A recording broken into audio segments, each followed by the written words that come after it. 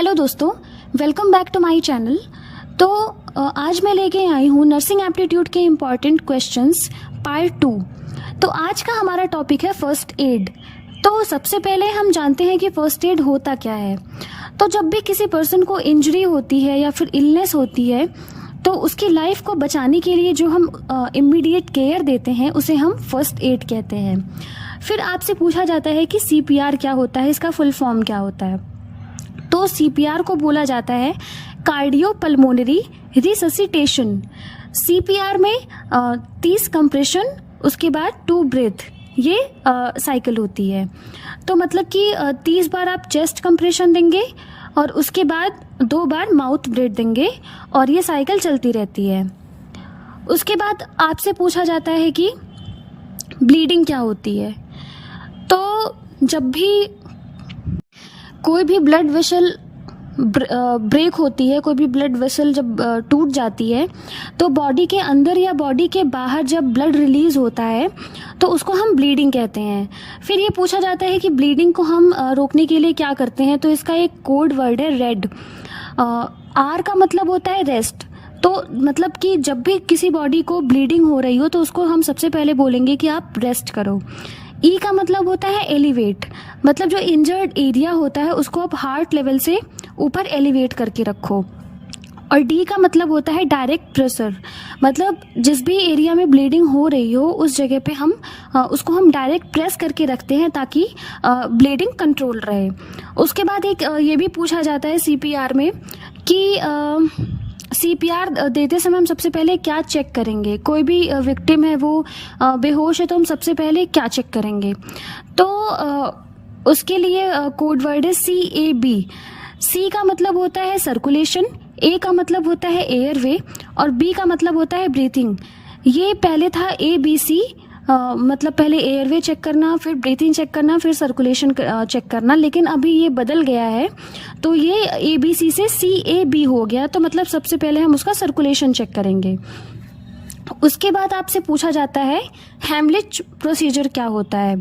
तो आपने चोकिंग का नाम सुना होगा कि जब भी आपके गले में कोई चीज़ फंस जाती है जिससे आप सांस नहीं ले पाते हैं और मतलब जो अपर रेस्पिरेटरी ट्रैक होता है जब वो ब्लॉक हो जाता है किसी वजह से, तो इस कंडीशन में हम ये प्रोसीजर देते हैं।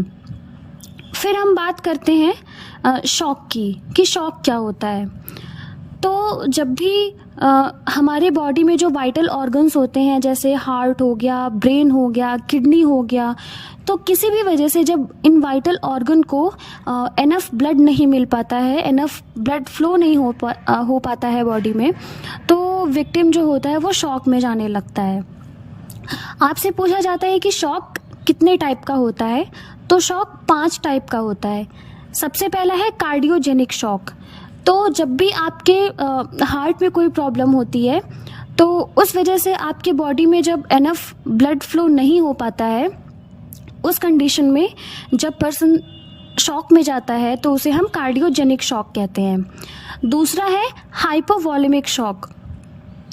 तो जब भी हमारे बॉडी में ब्लड लॉस होता है किसी वजह से, मान लीजिए किसी का एक्सीडेंट हो गया और एक्सेसिव ब्लीडिंग के नाते जब भी बॉडी के वॉल्यूम में कमी आ जाती है तो उस कंडीशन को हम हाइपोवॉलेमिक शॉक कहते हैं।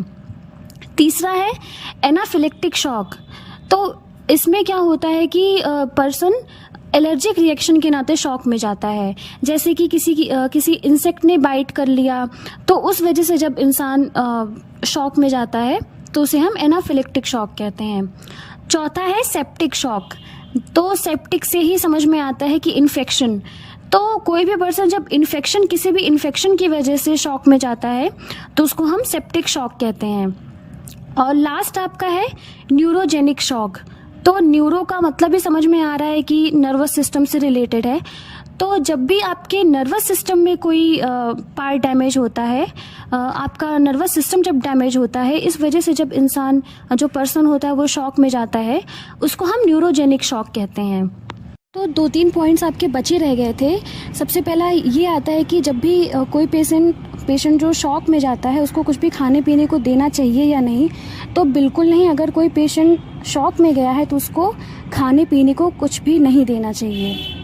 उसके बाद आता है दूसरा कि कट लगने पर सबसे पहले क्या करना चाहिए। तो लोगों को लगता है कि सबसे पहले हमको बैंडेजिंग करना चाहिए, तो ऐसा नहीं है।